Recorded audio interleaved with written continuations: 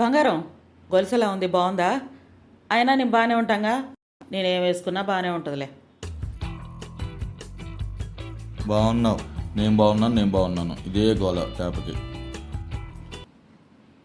మీరు బాగాలేదని ఫీల్ అవుతున్నారు కదా, మీకంటే నేను బాగుంటానని మీ కుళ్ళు కదా. బాధపడబాకండి, నాకంటే మీరే బాగుంటారు అనుకోండి, అంతే. అలా అనుకొని సంతోషపడండి, ఓకేనా? అయినా బాగున్నాను మనం చెప్పుకోకూడదు, పక్కనోళ్ళు చెప్పాలి బాగున్నావని.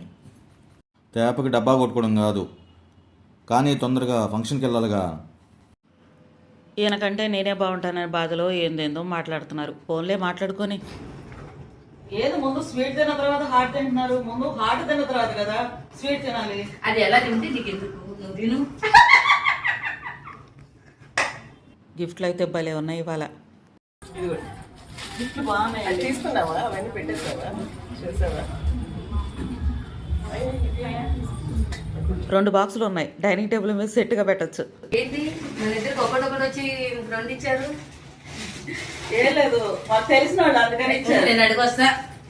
అక్క రా, వాళ్ళ బంధువులు లేరు, 2 కాదు, ఏంటి వాళ్ళు 2 ఇచ్చి మనకు 2 కాదు 3 ఇచ్చినా మనకే అబ్బాయి దొరుకుతా. అంతేనంటవా? ఏం కాదు, ఇబ్బంది ఏముంది. సర్లే మనకెందుకులే. ఇదిగో, ఇంకోటి కావాలి. వద్దండి, వద్దొద్దు, మాకు తెలిసిన వాళ్ళు అందుకని ఇచ్చారు అంతే. సర్లేనండి. అమ్మయ్య, మధ్యలో ఈవిడ ఆపి మంచి పని చేసింది. నీకు వచ్చింది గిఫ్ట్? నాకు వచ్చింది, నీకు డబ్బులు వచ్చింది. మాకు తెలిసిన వాళ్ళు అందుకని అయితే పర్లేదులే. అమ్మయ్య, నేను ఎన్ని గిఫ్ట్లు తెచ్చుకుంటే వీళ్ళకి ఎందుకు? ముందు ఈ గిఫ్ట్లు దాచిపెట్టాలి, లేకపోతే నా దగ్గర నుంచి లాక్కుంటారేమో.